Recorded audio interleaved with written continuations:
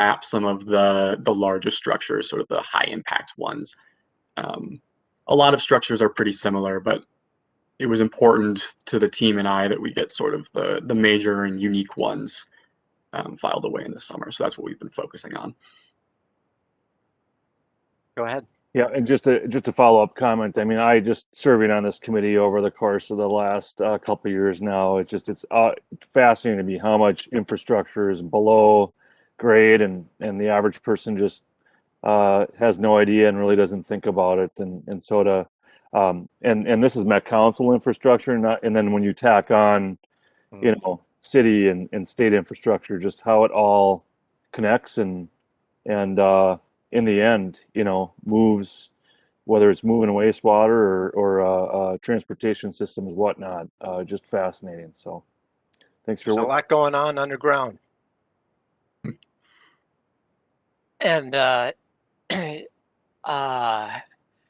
mean, it's super important to have this information. Like you thinking about the example that you gave about the meter vault running underneath that street. Well, that street's going to be rebuilt one of these years, and there's going to be a backhoe there, and they're going to want to know or should know that that vault is right there. And so I'm glad that we're going to be able to provide that information. And I know that this type of information, if we are at the point where we are doing some work on that vault, or I just, when you were presenting, Jack, I remember a project I was working on where this is several years ago. We were doing a city project, and we thought that the city pipe, a water pipe or whatever it was, wastewater pipe, was like 5 to 10 feet underground under the street, but it actually was 20 or to 30 feet below. And that just blew the cost estimates really out of the water and changed the project pretty dramatically. So I, for one, I'm glad that we're really getting a solid understanding of where all of our underground structures are located and what the depth is and what the type is and all of that good stuff. So thank you for your great work. Absolutely. Thank you. All right. Thanks. Have a great afternoon. You as well.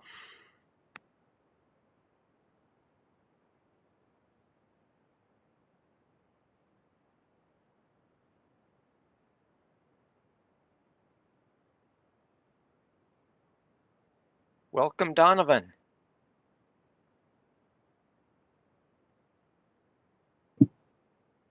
Good afternoon / good evening. Sorry, I'm still trying to pull up my my information real quick. I'm sorry. No worries.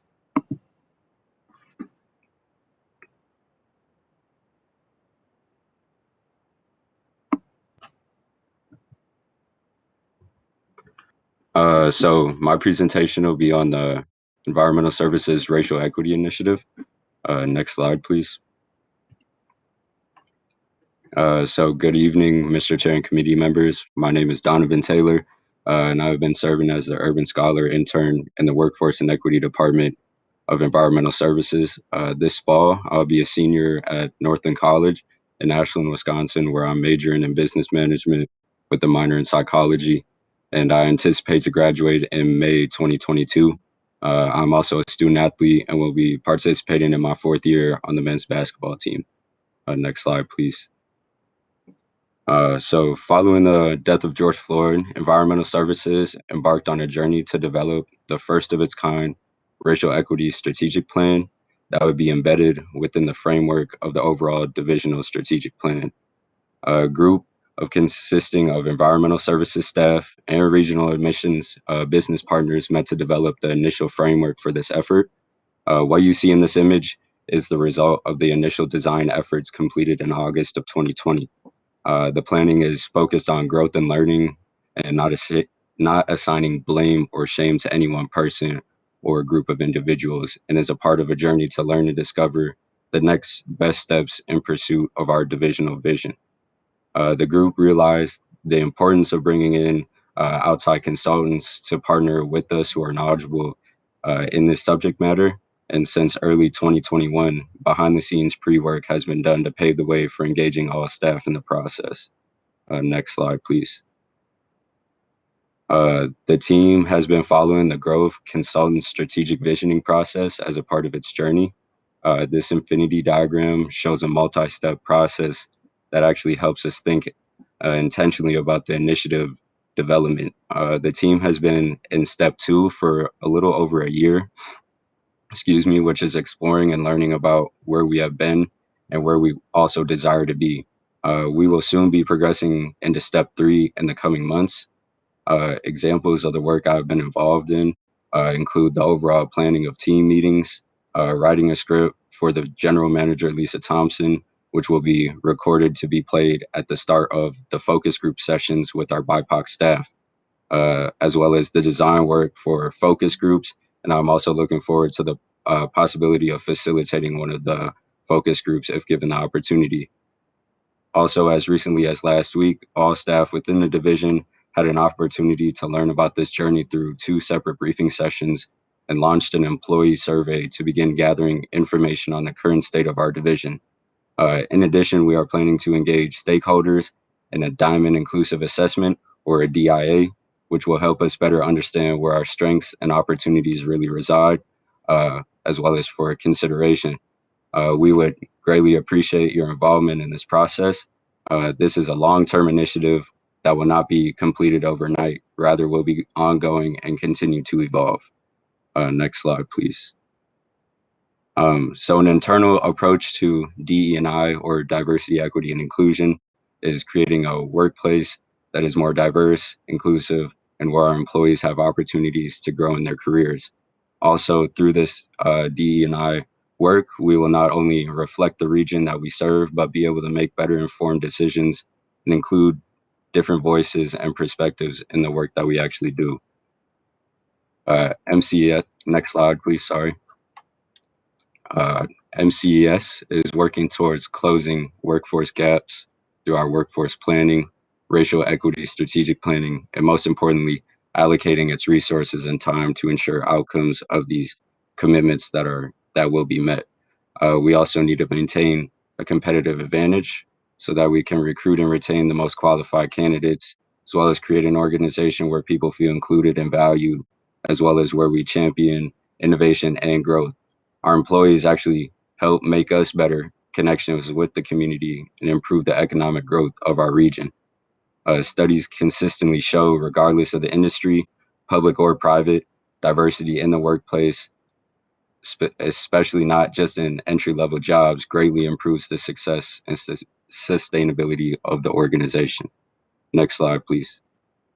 If you would like more information about the ES Racial Equity Initiative, we are relaunching our Equity Change team, as well as our initiative team, and would appreciate any opportunity to collaborate with any of you who are interested.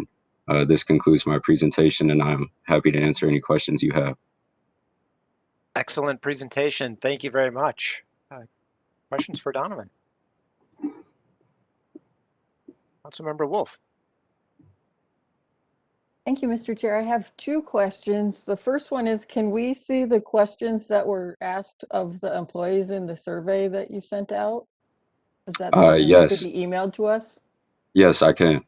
Great. And then the other question is there anything that you've come across in all of this that was different from what you expected to see? I guess something that may have been different, or I guess unexpected, was just the I guess like the importance behind all this work, really pushing the envelope on the work that we have been doing.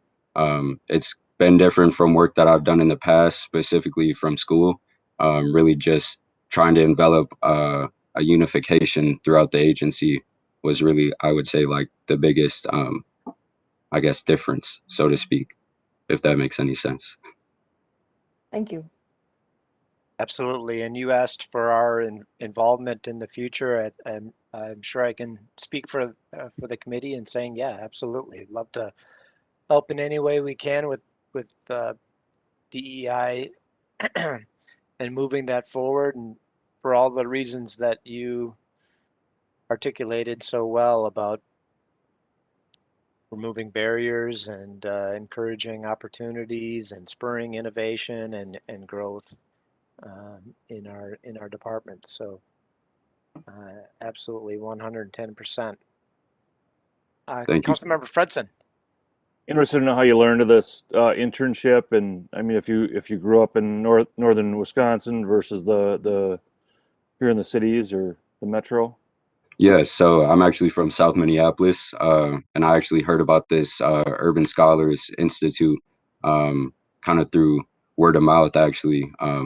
And I was just I just applied and just kind of seeing where the opportunity took me. And I'm great that it landed me here. And but yeah, anything else? But yeah, that's it. We're fortunate that you heard about it and that you did this great work. Yeah, thank you. Great. Well, thank you very much. Appreciate it. Yeah, thank you very much for your time. All right. Have a great afternoon. Thank you as well.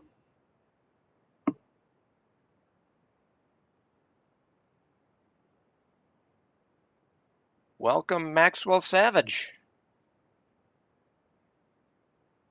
Mr. Chair, council members, good afternoon.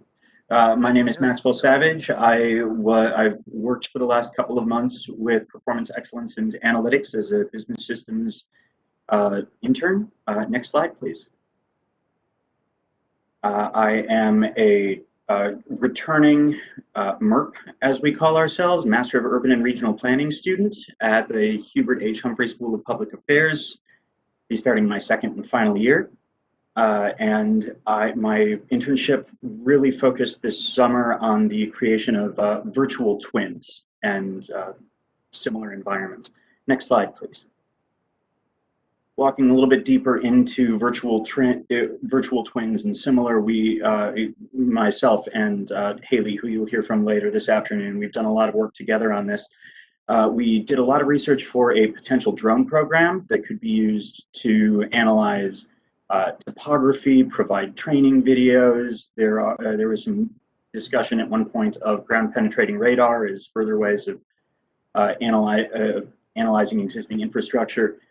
We're also looking at Hololens, Microsoft Hololens training pilots for various aspects around the council, specifically using it to create guides and tutorials for occasional or new operators on various pieces of equipment, so that someone could actually wear a visor that provides them with a holographic walkthrough in the environment that enables really, really low stakes training experience and also an excellent and almost foolproof refresher for occasional operators.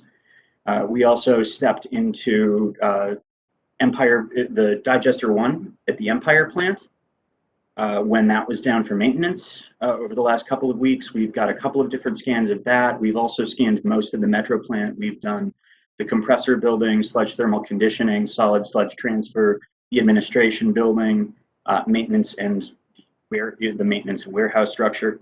And I have personally been pursuing the possibility of using this technology to analyze bus stops. After speaking to some interns in transit, I understand that most of that analysis happens through Google Maps. So if this exists within the council, it makes a lot of sense to me to try to bridge that divisional gap. And I am starting to look at standardizing format for EAPs across various plants, as Kiana was discussing earlier. Next slide, please. Personally, I have gained just a massive amount of understanding of the council itself, which as a MERP, I feel really, I'm really exceptionally grateful for beginning to understand the underlying mechanisms of a regional governing body like Met Council and the high-level wastewater treatment overview that I've gotten over the last couple of months.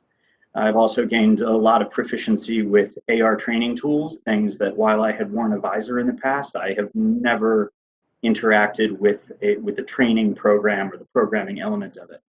I've gotten a lot of experience with three-dimensional scanning cameras, the creation of virtual environments, and I have received actual training in structured documents using XML, Arbortext, and similar. Next slide, please. And that's a really high overview of most of the things that I've attacked this summer. I would welcome any questions. Fantastic. Thank you. The questions.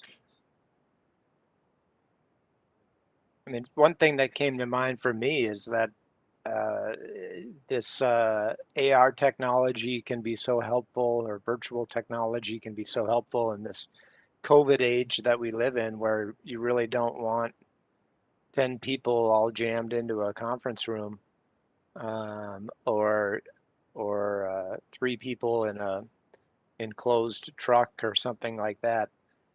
I think there's a lot of advantages to that.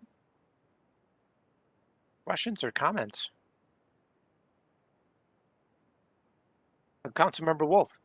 Thank you, Mr. Chair. It sounds really cool. It's unfortunate we didn't get to see a video example of it in the presentation. Did you think about adding in something like that? I considered it. I wasn't certain what the, excuse me, Mr. Chair, committee members. I was uncertain as to the level of depth of diagrams and photos that we should include in our slides. And had I to do it over again, I would most certainly incorporate some. I know that using videos and PowerPoints always gives me the heebie-jeebies about whether or not it's actually going to work or not. But yeah, that's we do good. have excuse me, we do have a number of the scans available on MetNet at this point. I wasn't aware. Talk to me more about ground penetrating radar. What's that all about? Mr. Chair, committee members, it is something of a tangential element that I found towards the end of the drone research project. But the premise, I believe, the use case that I found for it was specifically using a drone flying at a relatively low altitude with ground penetrating radar to map existing infrastructure below grade in I forget which city it was, but in an Indian city that had been there for hundreds or thousands of years and had layers and layers and layers of infrastructure. Just the premise of being able to precisely locate almost as a counterpoint to Jack's previous presentation about GIS locational, to be able to bring GPR unit out to a site and get an immediate read on what's underneath. Fascinating. Well, thanks again. Really appreciate your work. Sounds great. And we love the Humphrey School, tell you that much. And there's a lot of good MERPs coming out of the Humphrey School. So keep it up. Thanks much. All right, who is next up? Welcome. Hello. Hello. My name is Leticia, and my presentation today is going to be on a process computer group firewall upgrade. Next slide, please. So I'll give a little bit of my background. I attended Minneapolis Community and Technical College, where I got my associate degree in computer support and network administration in 2017. Then I transferred to Metropolitan State University, where I got my bachelor degree in information assurance in last year, 2020, during the pandemic. So for my summer project, I worked I'm working in a group called the Process Computer Group, or PCG. So the project was about upgrading their firewall, which I will explain a little bit in detail in the next slide. But I'll give a little bit of background about PCG. PCG Group, actually, they manage the SCADA network or industrial control network for 9 wastewater treatment plants.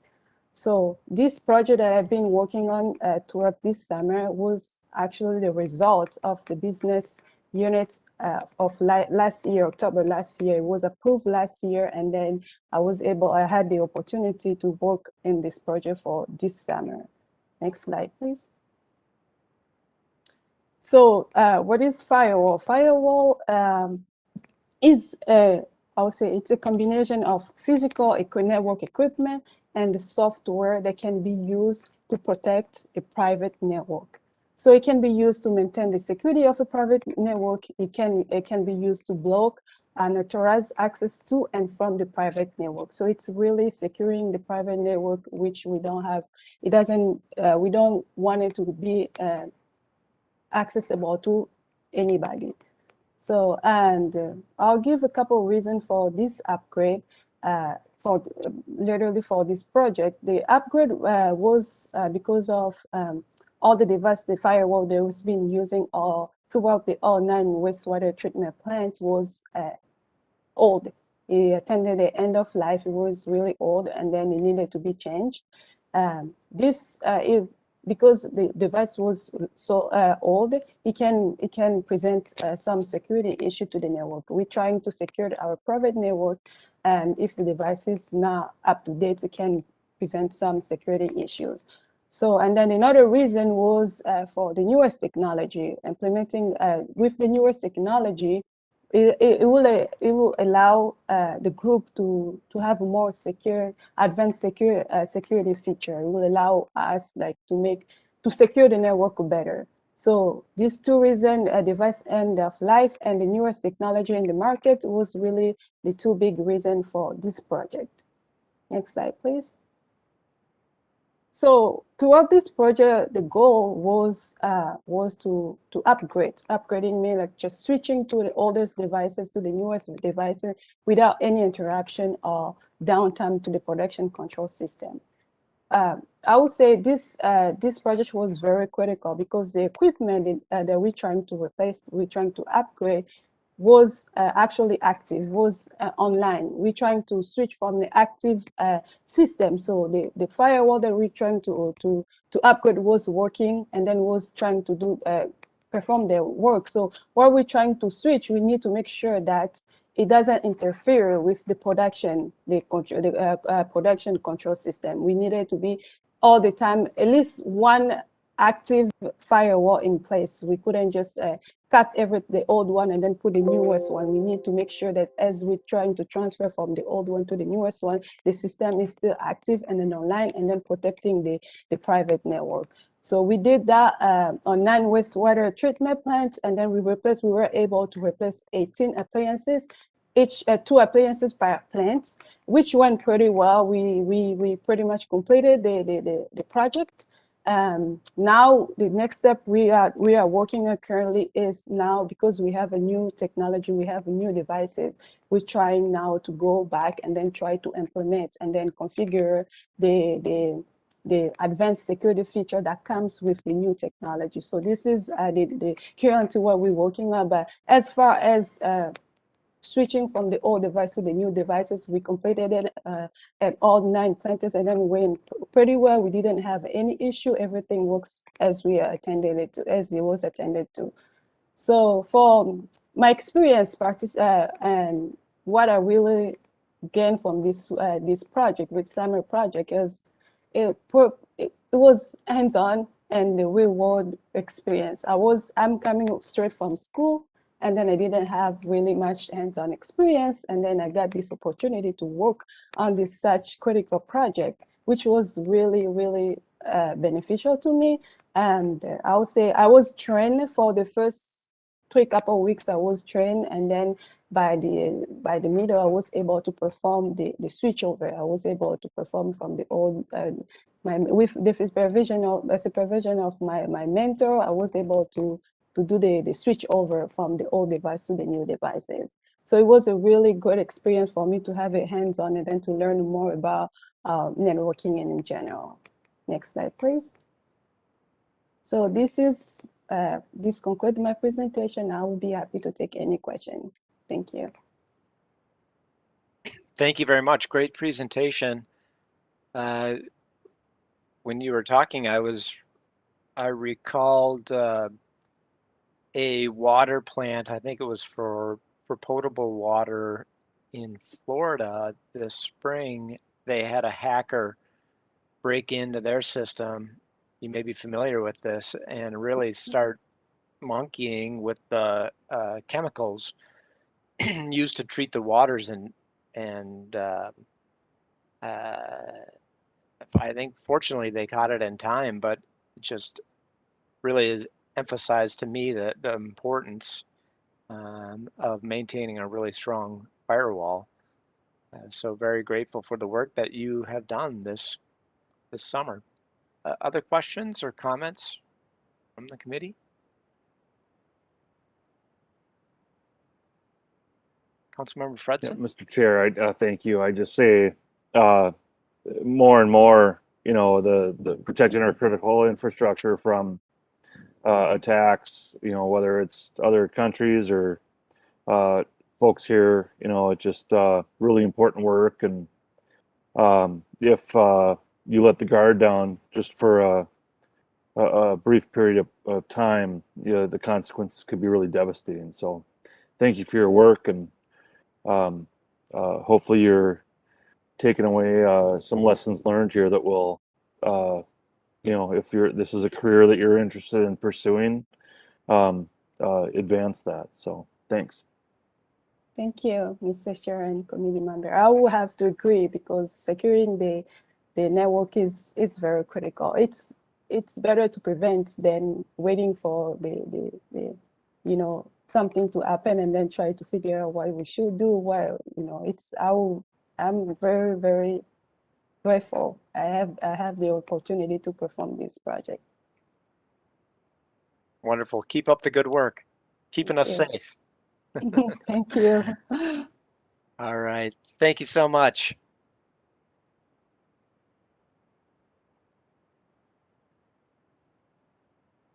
Welcome, Madison. Hello. Greeting. Hi. Good afternoon. My name is Madison Bose. I am the technical writer intern for the Operations Support Services team here at Met Council. Next slide, please. I graduated this past May from the University of Minnesota Twin Cities with a Bachelor of Science in Technical Writing and Communication. And my summer internship project involved gathering information about various wastewater treatment plant processes and then authoring a document that plant or maintenance operators can use when they go back to that task or process to perform it correctly and safely. It's called writing a SOP, and I'll explain it a little bit better in the next slide, please. Thank you. So SOP is short for Standard Operating Procedure, and there are 3 steps to writing a SOP, the first of which is gathering information, and that usually means that we go out into the field, usually somewhere within one of our wastewater treatment plants, and we work with our subject matter experts or SMEs to gather information about a task or a process that they're performing and they want us to write documentation on. So these SMEs are usually, as I said, experienced plant or maintenance operators. Sometimes they can be tradespeople such as electricians, or if we purchased a piece of equipment from an outside vendor, sometimes we have the outside vendor come in and teach us about the piece of equipment so that we can pass that knowledge on to our operators so that they can operate it safely. The second part, after we've gathered all that information, is authoring. And we use a authoring tool, an XML-based authoring tool called ArborText, and I won't go too much into it, but once we're done with our first draft, we send it out for review to our subject matter experts. Since they are the experts, we want them to have the final say and look it over and say this is correct. And then we can finally publish it out to our facilities and operations library, which is that screenshot you see on the screen there. That is what our operators would see if they went into that library online and they were searching for a task or a process at their plant that they wanted to have a job aid on as they're performing the task. They pull the job aid up and then they have it so that they can perform the task safely. And then also we have been incorporating video into our SOPs this summer, working on that, as that is how kind of the direction that the industry is moving overall towards video. So we've been incorporating them into our SOPs. Next slide, please. So lately I've been working on a bigger project, which is updating the guidelines on how to write and publish SOPs following the specific process that we follow at Met Council Environmental Services. And I'm updating from this version here, which is kind of like an old paper copy that I have in a 3-ring binder, and it says 2018 on it. So it's hasn't been updated in a while. So I kind of combed through there and picked out the most essential information and put it into a new digital version. You see a few screenshots on the screen there from the digital version. And it's in its first draft form right now, getting comments and suggestions made from my team. And then I'm gonna take those comments and suggestions and make a final draft soon within the next week. So it's very exciting to have that guide. It's gonna be used by program supervisors and other technical writers within the department. I'm working in the summer to help people who are just kind of learning the programs get a feel for how the authoring and publishing process works here at Met Council. So next slide, please. So that concludes my presentation. I'm happy to answer any questions that you have right now. Otherwise, if you think of any later, you can always feel free to email me. Thank you. Great presentation. Thank you very much. And you seem like the perfect person to be writing an SOP with your experience at the U of M, getting your degree in technical writing. This matches that perfectly. Was there anything that surprised you between what you learned at the U of M and actually sitting down and typing out a brand new SOP? Yes, thank you, Chair Lindstrom. That's a good question. I think the biggest adjustment coming into Met Council as a technical writer was learning that authoring tool that I talked about called Arbortext, that XML-based authoring tool, since it does use DITA, which is a markup language, and it's just a little bit more of a learning curve for me. And before I could write that guide that I showed you, I had to really make sure I knew how to use that tool. So that was different from what I learned in school because we did not touch that Arbortext tool. I've never touched it before I came here, but it was a really good experience to learn it. So I'm grateful for it. Fantastic. Other questions or comments?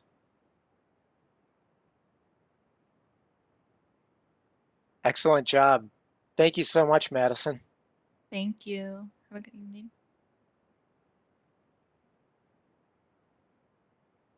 And up next, we have Haley Ringhand. Welcome. Good evening. So I'm Haley, and I was also a business systems analyst this summer in the Performance Excellence and Analytics group. Next slide, please. So just a little bit about myself. I go to the University of Minnesota Duluth, and I will be a sophomore there this fall, and I am studying chemical engineering. And today, my main project for this summer was 3D scanning, augmented reality, and virtual reality. Next slide, please.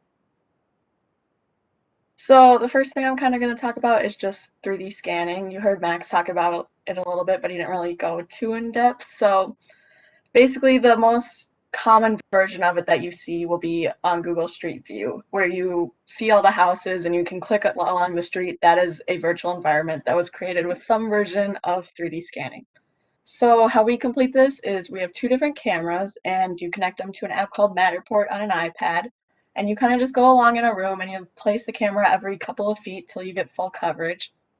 of the room, and you just it will take a picture from 6 different positions in a 360-degree circle, and that's how it connects. And then it connects them all using AI in order to create a virtual environment online that you can look at.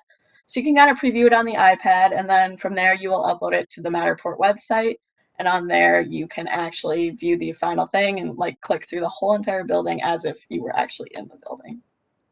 Another part of this that Max also talked about is our Microsoft HoloLens, where you have the virtual environment laid on top of your real world. And this is a really cool experience. We've been using a program called Microsoft Guides, where you actually will write the program on the computer, and then you get to go in and you can place holograms. So if there's like a certain lever that you need to pull down in this certain step, or if there's a button that needs to be pushed, you can put a circle around it. So that's all really helpful stuff for training. The only stuff that we've used it for so far is a lockout tagout mockup, but in the future we hope to see more implements of this. These are both really useful environments for training. We've had some sludge storage scan that we did, and he also was very interested in the HoloLens, and it's just amazing to see how the future can go, especially for processes that are only done once or twice a year. Next slide, please. So mainly just what I got out of this internship, the main thing is workplace experience. I'm so really young in my schooling, and so being able to be in this environment every day and working on many different projects at the same time and communicating across many different teams for whatever may be needed, and just having all these different experiences from such a young age is really helpful and definitely helps me to work harder towards my future as I see like this is what I'll be doing in about 3 years. Along with that, educational opportunities, seeing the wastewater treatment plant. When I first came to this job on my first day, I had no idea how they operated. And then about the second week, we got a tour of the plant, and it was a lot of information. So you kind of figured it out, but you're still kind of iffy. And then we ended up 3D scanning basically every building at the Metro plant. So we kind of walk in and be like, oh, this is what happens in this building, and see whatever process is happening there. And that's really been helpful just for me to see and be like, maybe this is something that I want to do in my future, because now I have a way better understanding of it. Along with that, just working with the emerging technologies, this AR, 3D scanning, VR, they're all very new and upcoming, and it's crazy the things that we can do with them. And even though we might not see them actually like implemented every day for many more years, it's really cool technology to work with. Next slide, please. That's what I did this summer. I'm open for any questions now, or you can always email me. If it's any consolation, Haley, I also had no idea what happened in the wastewater treatment plants when I started my gig here at the Met Council. So we're all learning all the time. Questions or comments for Haley? Was there much of a learning curve for you? Like a lot of the interns, their degrees kind of match up with what they're working on, and you're a chemical engineering degree, and you're working on a lot of VR and AR and 3D scanning, and maybe there's correlations there, but it's not apparent to me. Was it tough, or was it kind of second nature for you to understand how this all works? Yeah, Chair Lindstrom.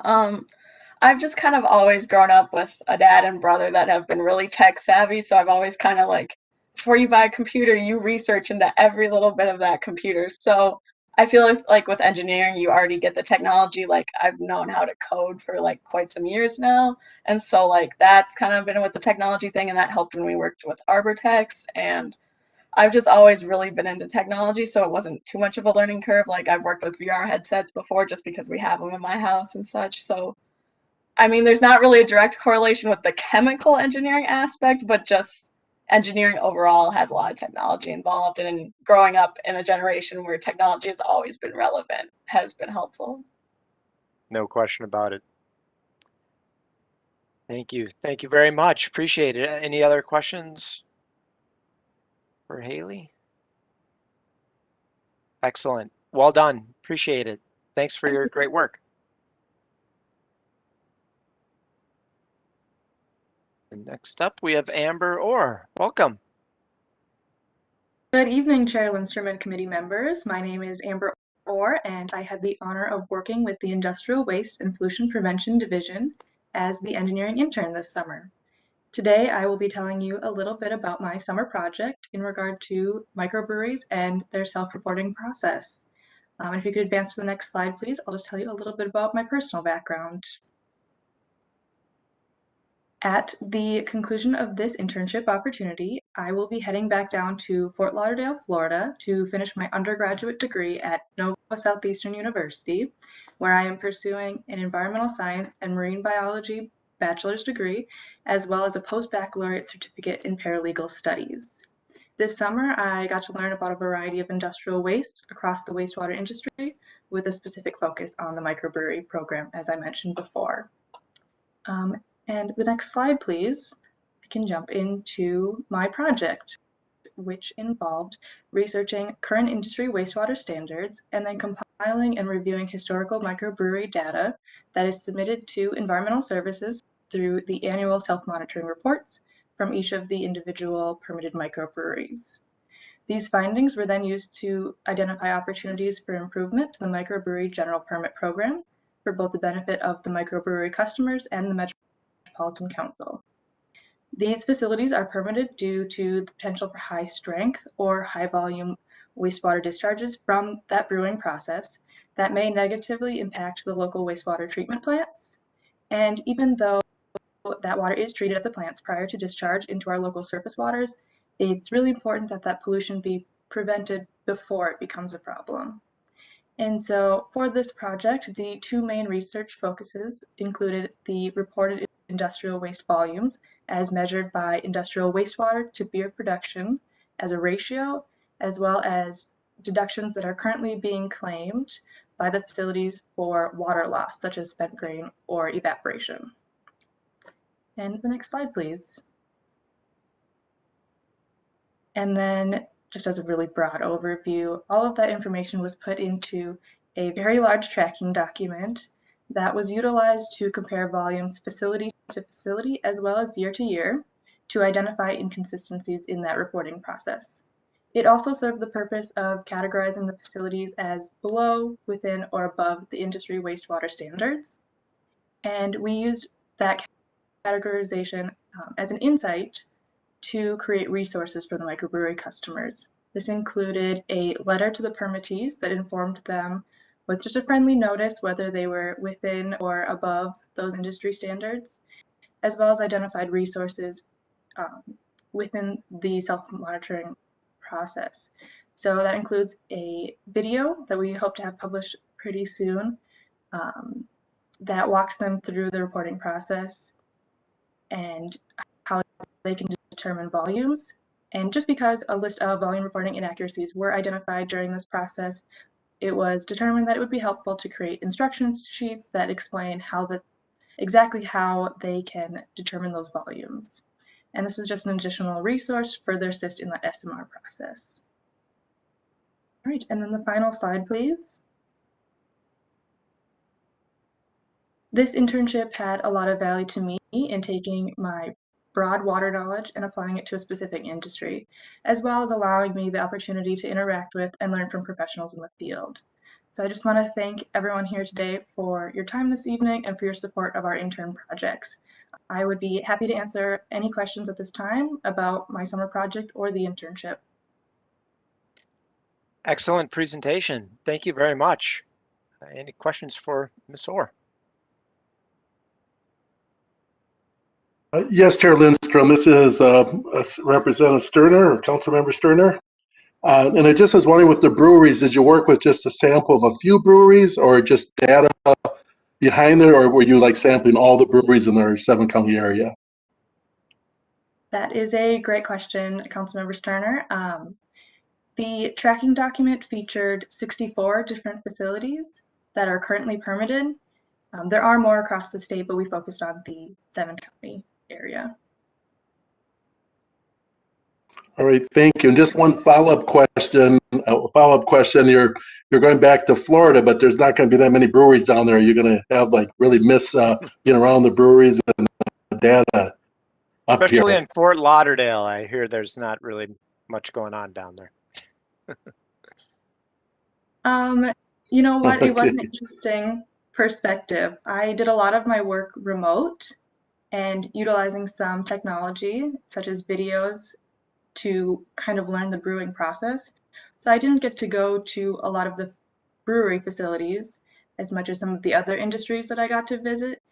So yes and no. It is an emerging field, and like you articulated Okay, so thank well, you. it's so much better to take care of that industrial waste, you know, at the source as much as you possibly can before it hits the plant. And so thank you for your great work, Councilmember Fredson. Thanks, Chair. I was just going to ask, were you at this long enough to actually see some brewers respond to your work and see them make progress, or do you feel like that's what's going to come as a result of this work? That is a great question.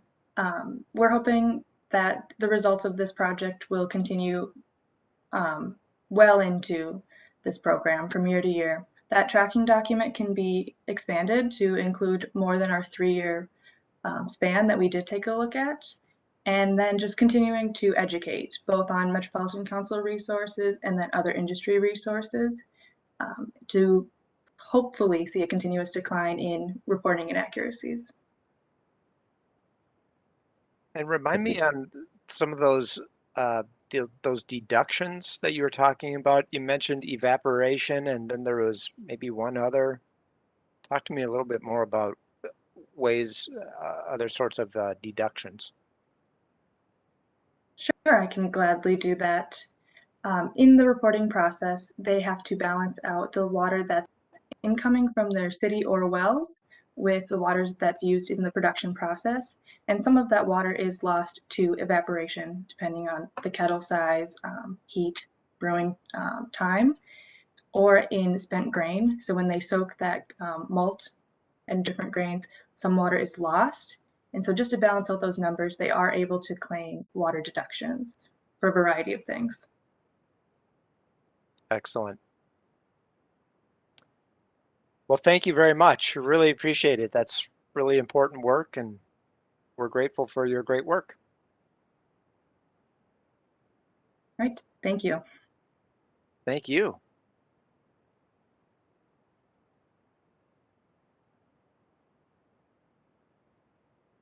Up next, we have Mr. Schofield. Welcome. Thank you, and good evening, Mr. Chair and committee members. Next slide, please. So I grew up in South Minneapolis. My name is Will, and I attend the University of Manitoba in Winnipeg, Manitoba, Canada. I'm entering my final year of studies in a 5-year biosystems engineering program with a specialization in environmental engineering, and I'm interested generally in sustainability and climate change, and I think water treatment and water remediation fits into that. So my project this summer has been to reduce waste production, to reduce solids production at the Rogers wastewater treatment plant. The site is going to be decommissioned in 2030 and replaced by an adjacent wastewater treatment plant that will be under construction shortly. So regional service will be transferred to that new plant. And the Rogers wastewater treatment plant in particular contains an on-site waste or sludge storage pond that has a history of being overloaded, and removing some of that waste via mechanical dredging can be very expensive when it reaches its design capacity. So it's important then, and this has been a significant portion of my summer project, is eliminating at the source by optimizing plant processes and secondary elimination. So essentially reducing some of the waste volume in situ and finding other means of reducing both waste production and in situ reduction. So to do that, I had to understand mass transfers and understand where some of the waste is being generated in the process, and then reduce accordingly. So next slide, please. So a significant portion of determining what will happen if I change certain parameters in the wastewater treatment plant process is using industry-specific modeling software, and that's what I've been using is a software program called VIII. So I started by constructing a site model using my knowledge of the plant layout and flows in the plant and various process metrics, and then calibrating influent flow metrics to observed effluent and mid-process data, so that the output of the simulation and what happens when I run simulations is an actual or is a somewhat accurate reflection of what would actually happen if those same parameters were changed in real time. So part of that process is just identifying, first of all, identifying parameters that can be changed, and then adjusting those parameters in concert in isolation and determining if there are relationships to them and whether or not they're independent, because a lot of the variables in wastewater treatment plants are confounding. They're not independent. And then performing regression on data sets where that's applicable. And once I have all of that, then I can optimize in the model for solids reduction, and then thereby reduce waste flow to the on-site storage pond or lagoon. So to do that, I need boundary conditions. So what are operators and managers comfortable with? What are the permit limits? What have third parties, such as consultants, determined are acceptable values for various parameters and limits for those parameters? And then using relationships from the model to predict optimal values. And once I've done all of that, then experiments can be designed to determine whether or not the model predictions are correct and whether or not the waste reductions that I predicted are correct. So next slide, please.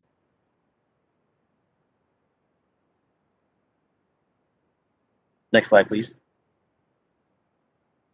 Oh, there it is. Okay, so that involved two optimization experiments. The first one is adjusting chemical input only. So ferric chloride is a industrial chemical that's used to remove phosphorus at many wastewater treatment plants, and it forms a precipitate or a solid product. So the more chemicals added, the more sludge production there is, and that was adjusting that or optimizing for that was the first experiment. Data collection for that is finished and will be included in my final report at the end of the summer. And then the second experiment is adjusting more process parameters. There's actually one more parameter that was added to that experiment too, and that is putting clarifiers, which are wastewater treatment plant components, in parallel as opposed to in series, and seeing what happens when we do that, and hopefully improving the capacity of the plant. So the data collection from that is pending. There have been some unforeseeable like site problems recently, but that's going to be that experiment's starting later this week and possibly next week, depending on when the site-specific problems are solved. And then I mentioned secondary solutions. One of those is bioaugmentation. So just using a pre-established like microbe cocktail essentially to do a lot of the in situ digestion on site and designing an experiment to determine whether or not that would be like efficacious to an actual treatment regime, which can be costly relative to just a bench scale test. And then I guess a secondary assignment that I had was developing a flow tool from an experiment that I designed and performed to determine unknown flows essentially from the clarifiers, which are the two components that I just referenced. Understanding what will happen when the valves on those are adjusted to a certain extent, and what flows and what solids content, et cetera, we expect to result from those flow changes. So yeah, I made a flow tool fitting curve to data and then combined that with theoretical fluid mechanics that I've learned via my degree. So next slide, please. So that has been, that's my presentation. That's what I've been doing this summer, and I'm more than happy to answer your questions. Fantastic presentation. Thank you very much, Will. No worries. Questions?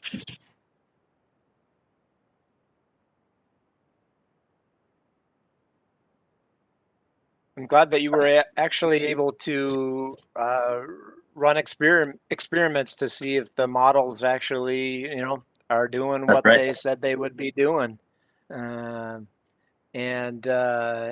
Doing these real world experiments, you learn that sometimes unforeseeable things do happen with the site or what happened or what have you, and so that's all part of the learning process as well. Absolutely, yeah, and that's been one of the most valuable parts of the learning process this summer. Actually, is just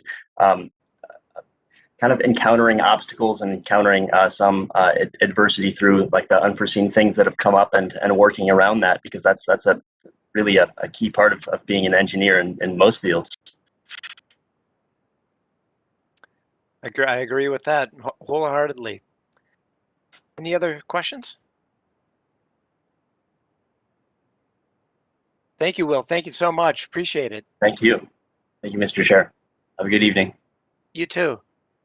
I appreciate it.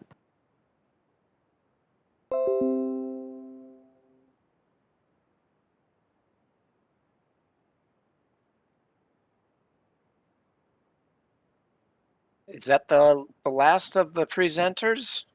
Yes, Mr. Chair, that was the final presenter. Well, I have a special request if you're all still with us. Typically at this time, we all gather around and we're all in one big room and we gather around and take a picture. And so I'm hoping we can get a screenshot if folks could turn on their camera, and we'll get a snapshot of all of us smiling away. I don't know who's actually going to be taking the picture, if that's you, Susan. All right, Susan's at the ready. I'm at the ready. So I'm going to do a We'll print give it a screen minute study. here. Yep, so if everybody could turn their cameras on. Big smiles, we're waiting for just a few more.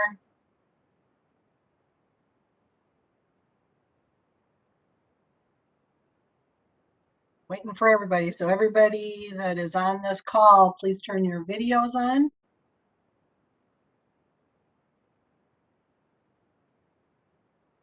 Got a few more. David, Stephen, and Mehdi. If you could turn your videos on.